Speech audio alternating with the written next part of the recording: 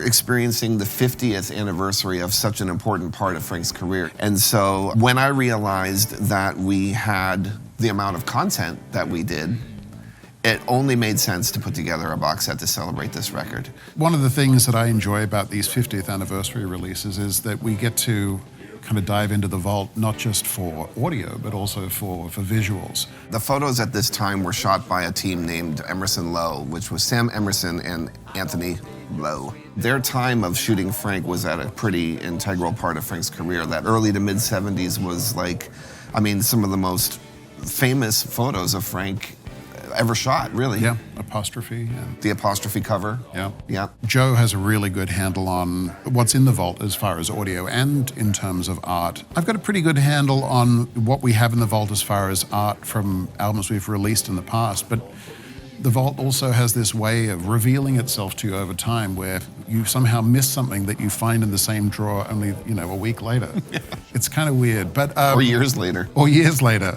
And the process, normally would be whenever we would decide on what the project is that we're going to be focusing on, I will start rummaging through the vault. In my head, I have a history of what I've seen and what I've gone through over the years because I've been doing it for a really long time. But once the project reveals itself, I then will gather as much of the period-perfect and appropriate images for the project, and I basically introduce that stuff to you to give you arsenal to work with for the packaging. I go about scanning and digitizing all this stuff, and then we'll have a meeting with the team where we kind of decide on, what images we like best and what we're going to move forward on. And often I'll have some suggestions, or Joe will come to the table with, like, this has got to be the cover image, and, it always works out great. It's been a real delight to work with Mike and with Amit and with Melanie and Holland Greco as well, because we all kind of do a big powwow and we try to find the hot ones. Yeah.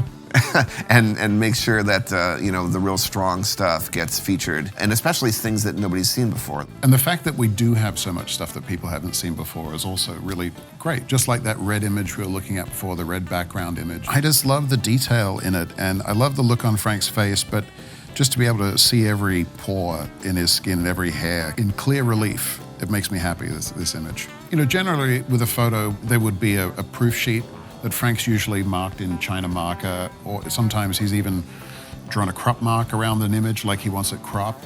Obviously for any project, there's going to be a whole series of photo shoots, though Frank might have selected, 3 images. One is obviously there's only one cover. So it's often that stuff that we're using that hasn't been seen before that Frank has approved. It's almost like when we're creating an expanded package, he points the way because he's already made the selections. Yeah, it's great to see the work ethic come to life and all the decisions that were made back in the day. And this is definitely one of those important records. This time period for Frank, and specifically this record, was a turning point in his career. You've got a new band, a new label, new material, and a new audience that he was tapping into. So here we are 50 years later celebrating this really wonderful time period of Frank's, and it's really been a pleasure to talk with you and get some inside scoop on how you went about putting together this package. Yeah. And of course, you being involved for so long with so many of the different packages over the years. I really get a great feeling kind of doing this in service to Frank too.